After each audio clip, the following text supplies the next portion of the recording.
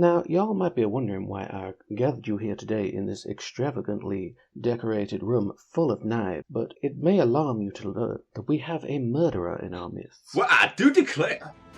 I am very disappointed. Screw this. I'm walking out.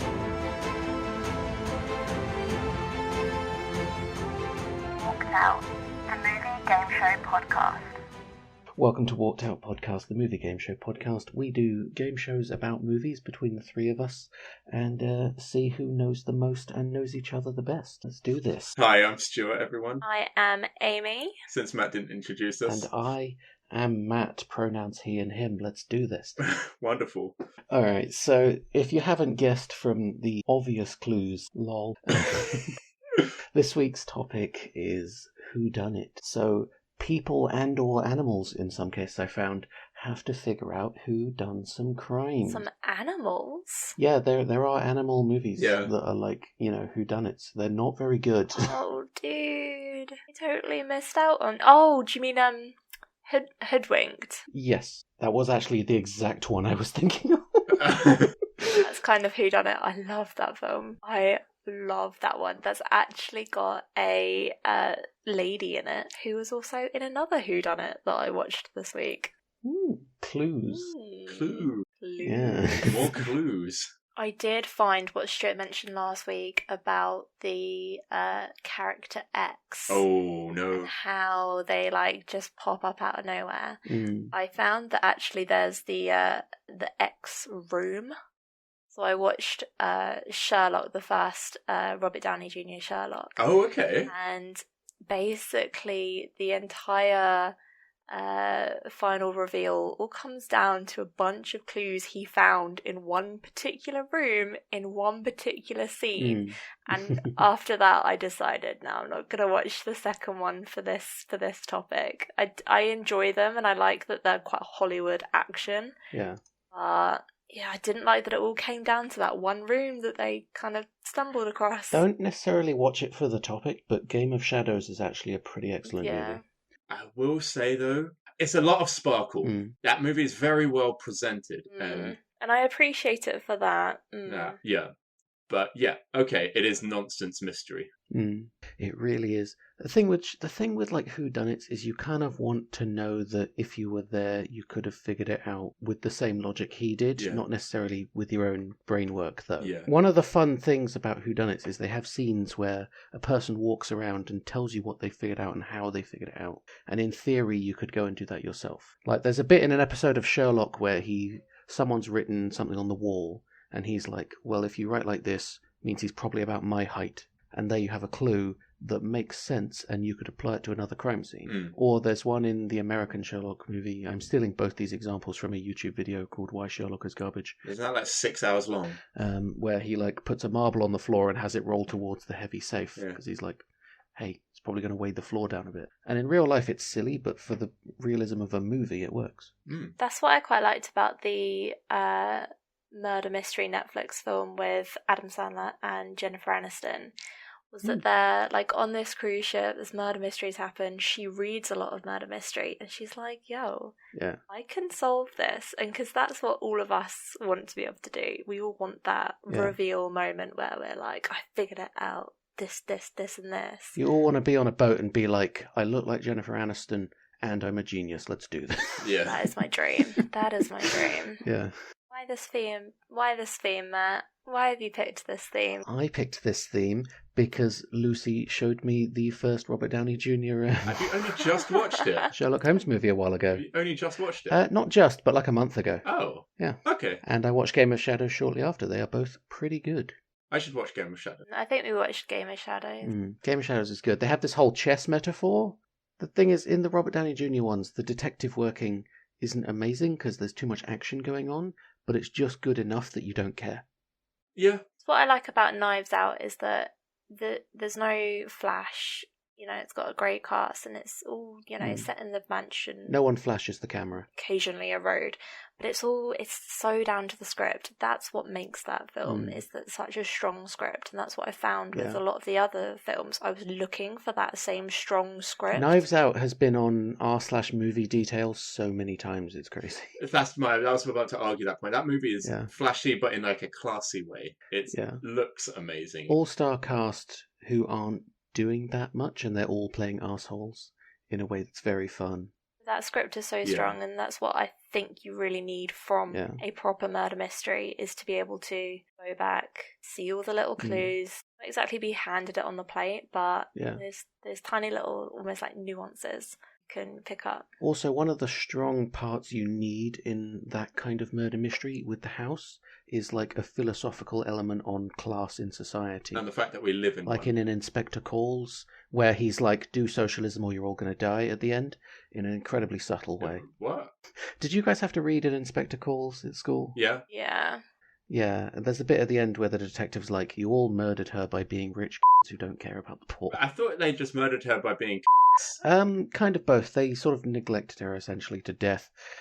I was joking about the socialism thing, but I do think that mysteries are a bit like sort of sci-fi, where they have the main thing that you enjoy, which is the sci-fi element, but all of the good ones bring in some other thing from some other field. Right. So like Dune is interesting because it's very political. The Expanse is interesting because it's political in a different way. Okay, a lot of them are politics, but you know what I mean. It always has been. Like they all bring in different kinds of science to do something interesting.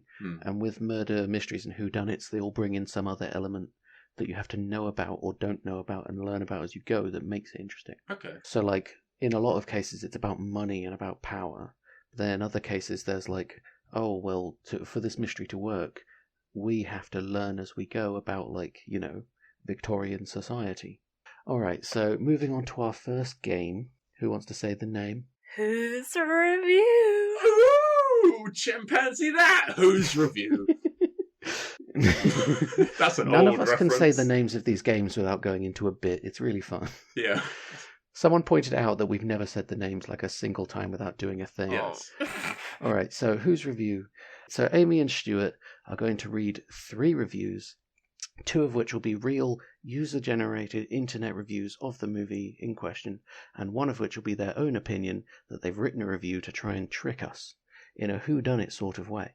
And our job, me and whoever's not the one reading the reviews, is to figure out which movie and which review is their own, for up to 2 whole points. Who would like to go first? Amy, say heads or tails? I'm going to go with tails. Stuart, you're first. Okay. Review number 1. A twisted movie, and I loved every moment. With a mystery that keeps on twisting and turning, I was on the edge of my seat throughout. I adored this 21st century mystery which left me guessing right up until the end.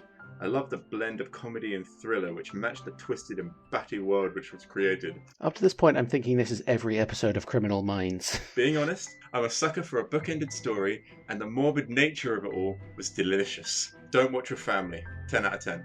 A lot of your reviews end with "don't watch with family." Is this you being a Karen again? It might be.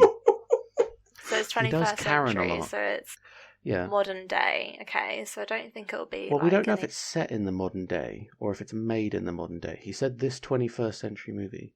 So we know it's morbid. We know it's 21st century. We know... Oh, there was one other thing I've now forgotten. Batty. Batty, that was it. I think they say twisted a record number of times. So is there twists in it? Oh, is it M. Night Shyamalan? The Happening. Twisted Tale, 1,000 Eyes, Trapped Forever, review number 2. This movie is made by Gillette users. Because it's the best a man can get. Actually, the opposite. It's the best a woman can get? The most boring and unmanly movie I've ever seen in a long time. Really? Don't waste your money. Neither a comedy nor a drama/thriller. Twists? What twists? Everything was painfully obvious. Great cast, horrible script. It was a pain to have to finish this till the end. This movie was more of a Blake Lively fashion show than an actual movie. Seriously bad. Wearing a blouseless pantsuit to a cemetery made no sense. Total waste of time. 1 out of 10. Pantsuit to a cemetery. A blouseless pantsuit. Oh, I know. Alright, so we know it's got Blake Lively. Amy, remind me who Blake Lively is. What's she in? She is married to Deadpool. She's also in 90210. Hmm. I can't. Do you know what? Actual films aren't coming to mind right now. Yeah. Yeah, she's tall, blonde. Deadpool's wife in Deadpool, isn't it? Deadpool. No, not in Deadpool. No, No. she's Oh. married to Ryan Reynolds. Oh, I thought you meant when you said she's married to No. Deadpool that she plays Deadpool's wife. No, that was a bad clue actually. There might be more clues in review number 3. A lot better than I expected. I wasn't initially going to see this. I'd been let down by similar noir mystery dramas before. Gone Girl was okay, and Girl on the Train was disappointing. Then I heard the positive reviews, and I changed my mind. I'm glad I did. Director Paul Feig took the story from what appears to be a more serious book with very mixed reviews on Amazon and added humour and a bit of fun in the proceedings. There are a couple of flaws. The switch between drama and humour is a little more jarring in the first few spots. The second act drags a little, and a few characters in the third act were a bit rushed. Overall, I would recommend this. 8 out of 10. I'm very excited that you watched this. Matt, do you have any idea? I have not a fucking clue. Came off on Netflix like a year ago.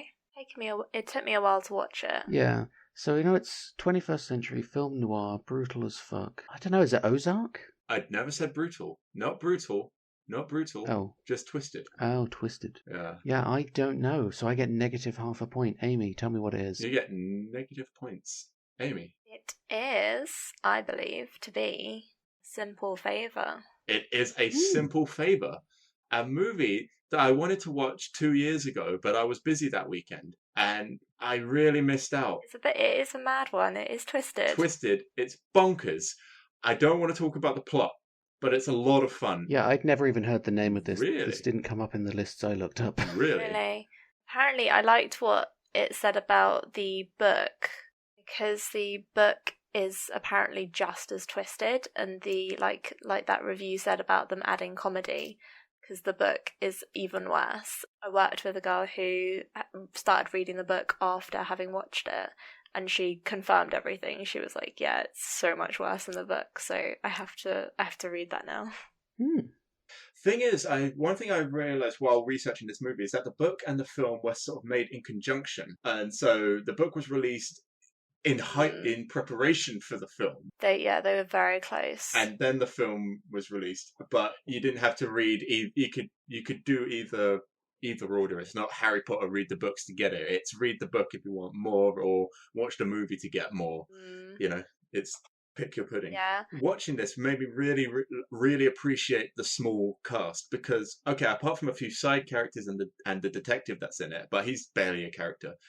I really appreciated it. It was just Blake Lively, Anna Kendrick, and the guy whose name escapes me, but I remember he was with Emilia Clarke in that Christmas movie. Henry Golding? That's it. I was able to understand each of the characters, and I'm able to follow each of those characters, and I understood each of those characters by the end of the movie. It wasn't like your old-fashioned Poirot story where you've got 20 people in a house and I've got to remember everything about those 20 people to get this. Yeah. Well, you have to remember everything, or you have to wait until they're all in a living room at the end and someone does the evil voice. Just the most normal character immediately becomes like a femme fatale. Like, yeah, I told you I should have killed him. Yeah. With a close-knit cast, it completely eradicates the character X, because it has to be something to do with them. And it makes it so much more engaging. Because I love bringing up Knives Out, I kind of feel similar with Knives Out, is that there's a good few characters, but they're all so specific that you remember them all. It makes it quite clear. And because of the plot, it means they have to explain who is who. So like, oh, well, he's in the will for this. The thing with Knives Out is that they do play on stereotypes quite a bit, so the characters, I think, are quite easy to digest.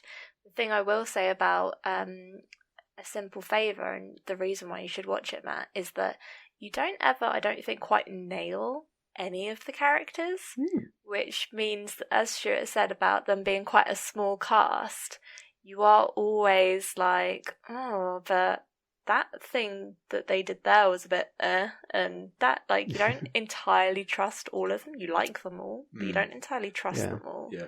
Well, I'm going to have to watch this now. I also watched Gone Girl, which was also similar in that it was a close-knit cast, and I was able to follow all of them.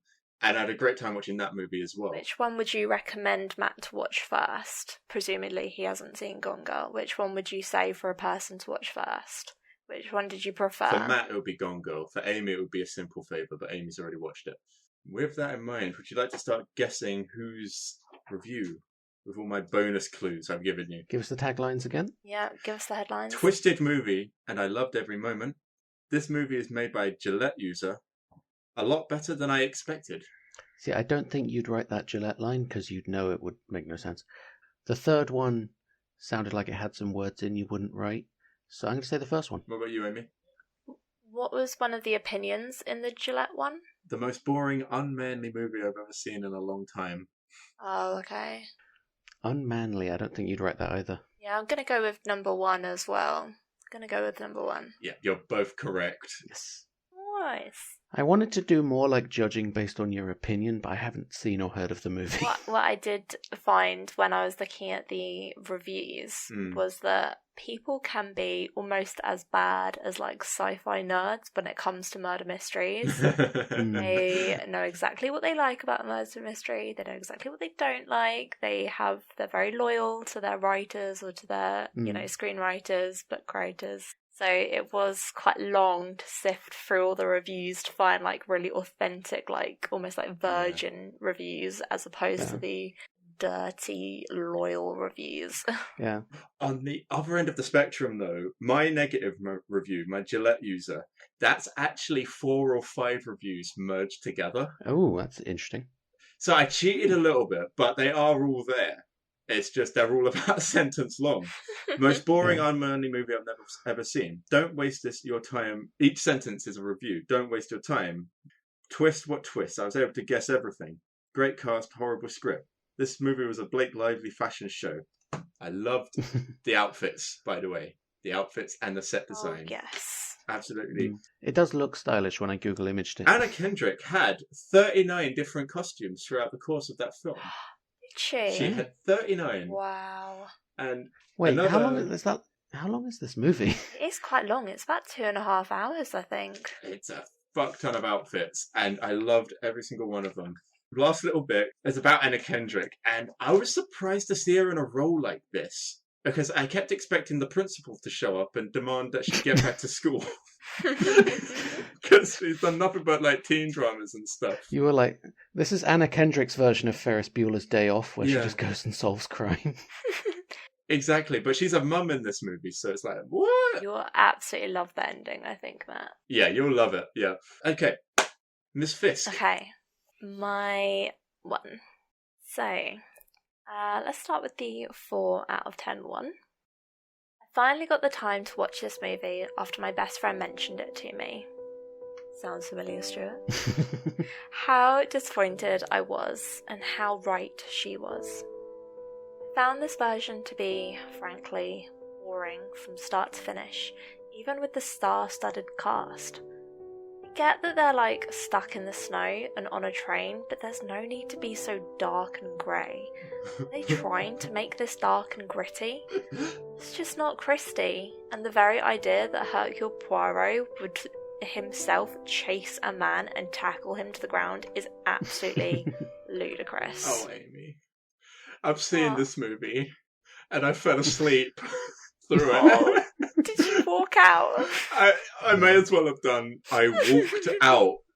Ding, ding, ding, ding, ding. Do I get a prize? Title drop. So. You can have a half a point for that. Walking out. Oh. Review number 2. Okay, I think this will definitely seal it for you. Difficult. Kenneth Branagh makes, produces, and stars in good movies. And this version of this film features impressive sets, beautiful scenery, and lovely period clothing. An impressive case features Penelope Cruz, Johnny Depp, Derek Jacobi, Michelle Pfeiffer, Judi Dench, William Dafoe, and Kenneth Branagh as Hercule Poirot. I think those who are not familiar with Agatha Christie Poirot or the story may very well like this movie. In my opinion, the 2010 television version of the story starring David Suchet as definitive Poirot And the ending was far and ways the best of all the versions, which I am familiar. So I think Christie fans may want to skip this edition of this classic. Okay. I'm starting to think that maybe it could have been review number 2, basically because, Amy, we've established before that you are in fact British and you are a avid TV watcher. And I think classic Poirot would definitely... I do like a bit of David Suchet. Exactly. And I love British actors. Homegrown. Got to be proud of them. Exactly. I think that'd be right up your street, which is why I think maybe it might be review number 2.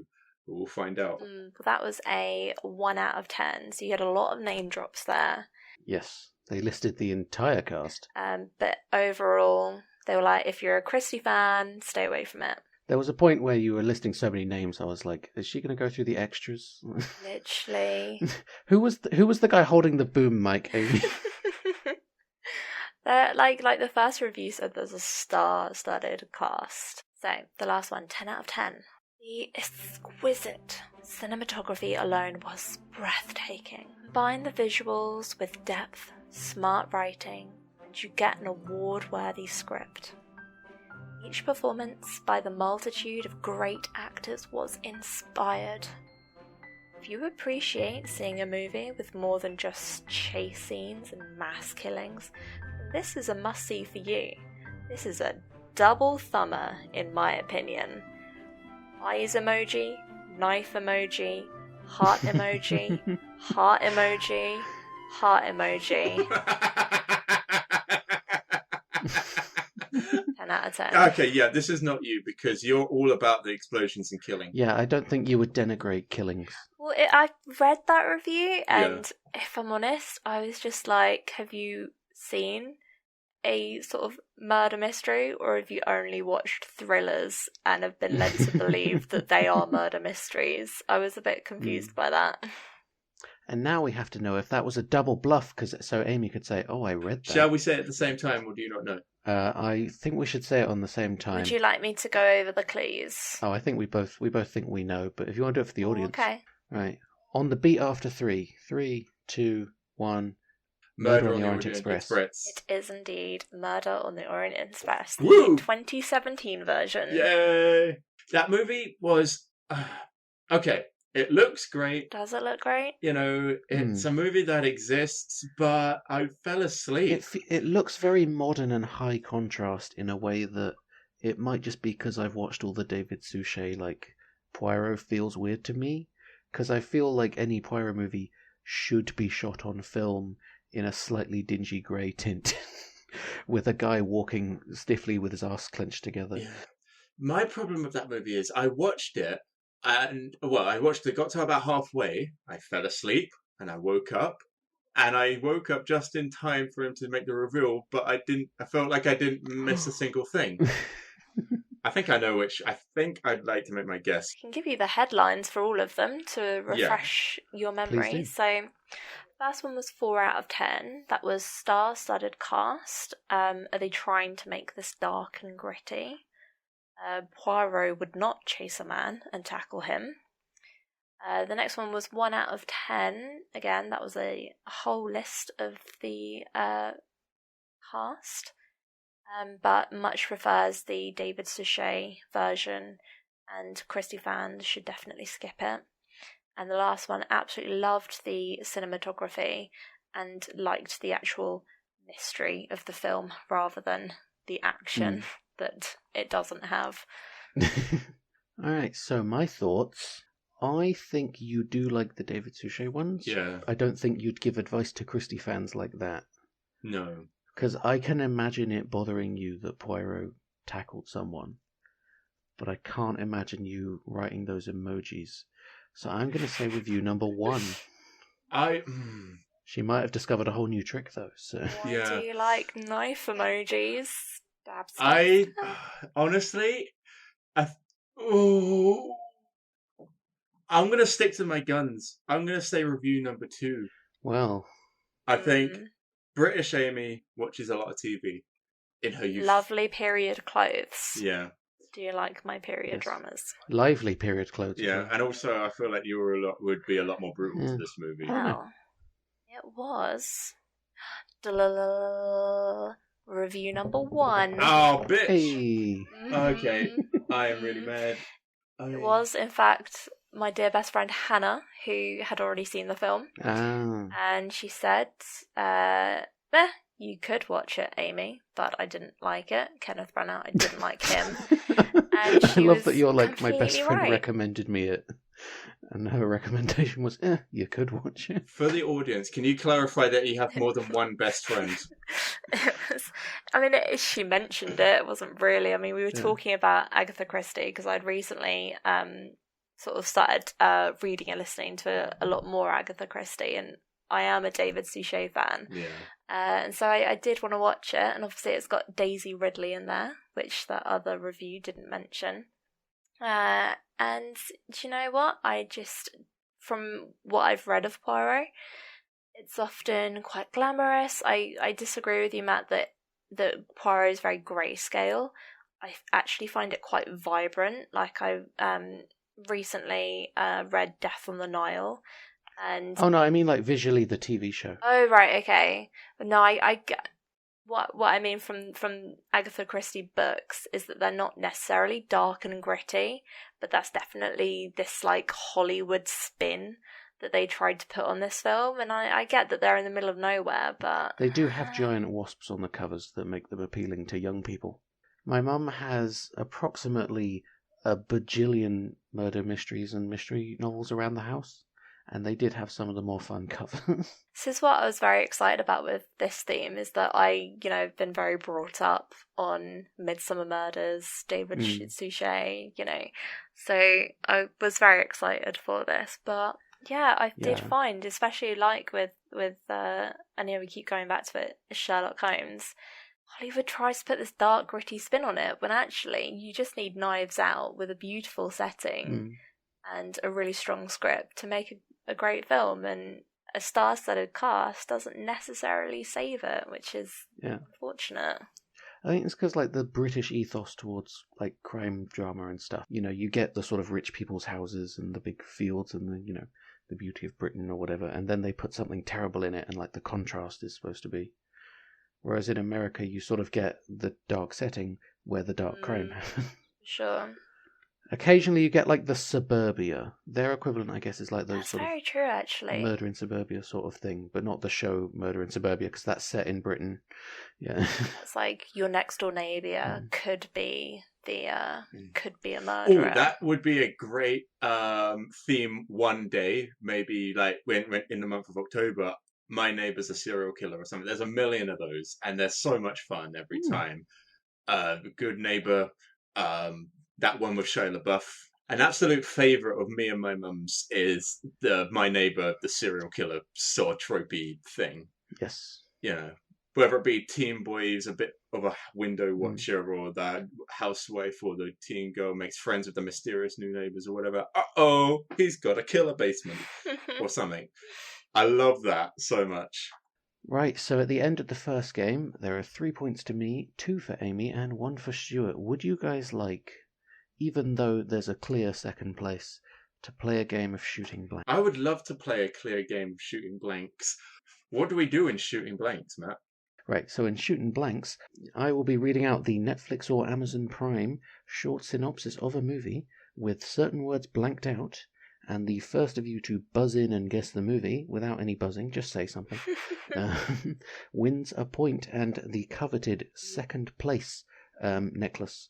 Either one of you becomes even more second place, or one of you becomes tied second place. I think I'm definitely doing this for gloating, because I don't think I've won a shooting blanks for ages. Although, if Amy gets this, technically she's tying with Matt, which means we've then got to do another one. Oh my goodness. I'm up for that as well. That's interesting. Yeah. This is me and Stuart conspiring to take away Matt's win. Let's do it. Let's do 2 shooting blanks. Okay, Matt. Yes. Hit us. All right. Doop, doop, doop. Here are your blanks. 6 blanks are anonymously invited to a strange blank for blank. But after their host is blank... Clue. Well done. That was the movie Clue. You have now won a shooting blanks for the first time in a while. Is that the Tim Curry movie? That is, in fact, the Tim Curry movie. Ah, Oh man, I've only seen the end of that movie. That was a lot of fun. I love Clue.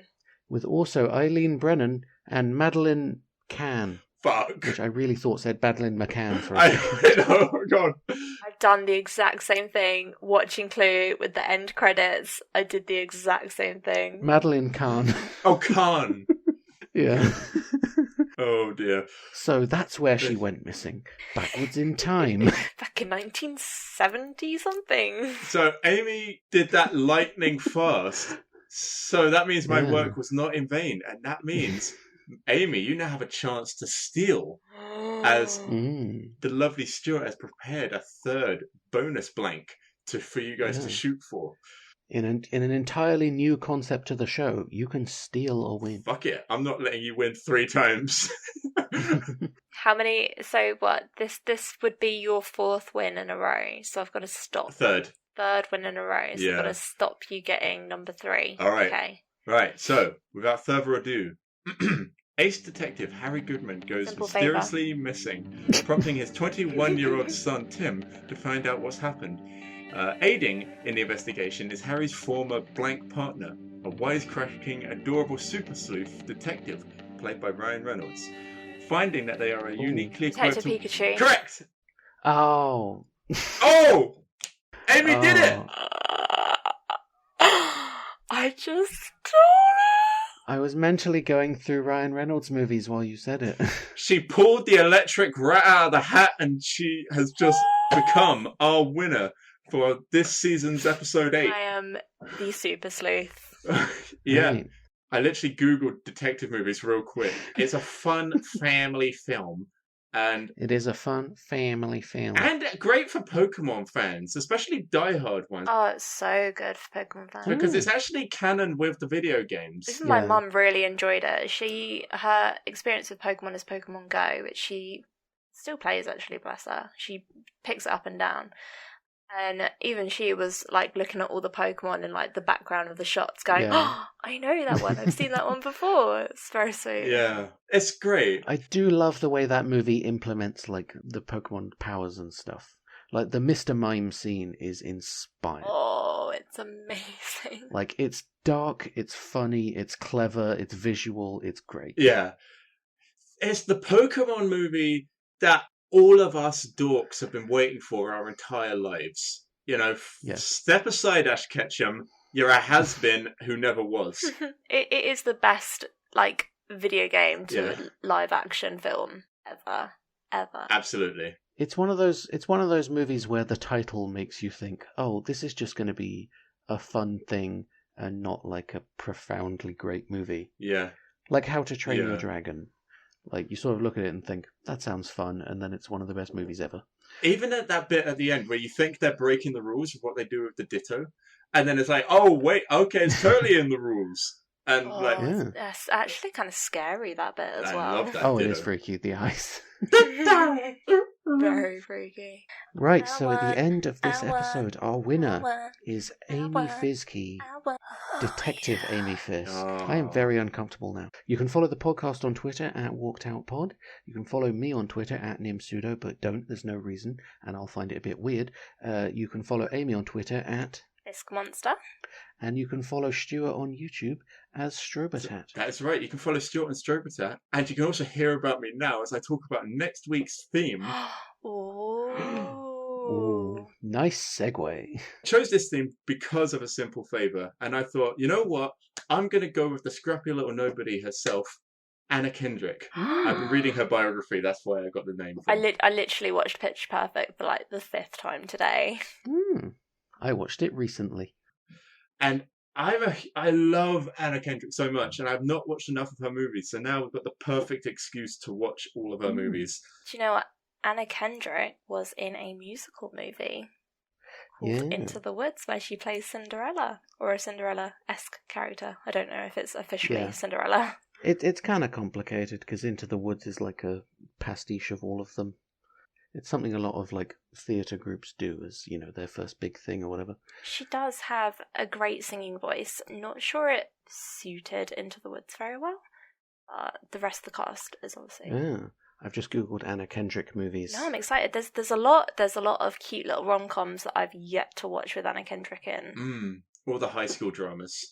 And the little ending Yeah. love story in Pitch Perfect actually steals my heart every time, so I'm Yeah. excited to see her in other things as well. And incredible movies such as the 2016 Trolls. Actually want to watch that. She is in trouble. Yeah, that actually looks really adorable. And Matt can watch A Simple Favor this week and get back to us next week about what he thought about it. Oh, yeah. Yeah. Yeah. So That now right there everyone is at a home has cliffhanger. to watch A Simple Favor. That's your homework assignment. Mhm. Also watch Gone Girl, Matt. Amy, watch Gone Girl if you've not watched Gone I Girl. will watch Gone Girl. Yeah, that's great. Matt will watch A Simple Favor, and we'll have a little chat beginning of next episode about both. I'm just looking at how many fucking movies this woman is in. Jesus Christ. She is in a lot. Ah. This woman's a machine. She makes movies like a robot that makes movies. Alright, so this has been Walked Out. I've been your host, Matt. That has been Amy. That has been Stuart. And we'll see you next week, where I can talk about a movie I didn't watch. Goodbye. See you guys. Bye. Bye.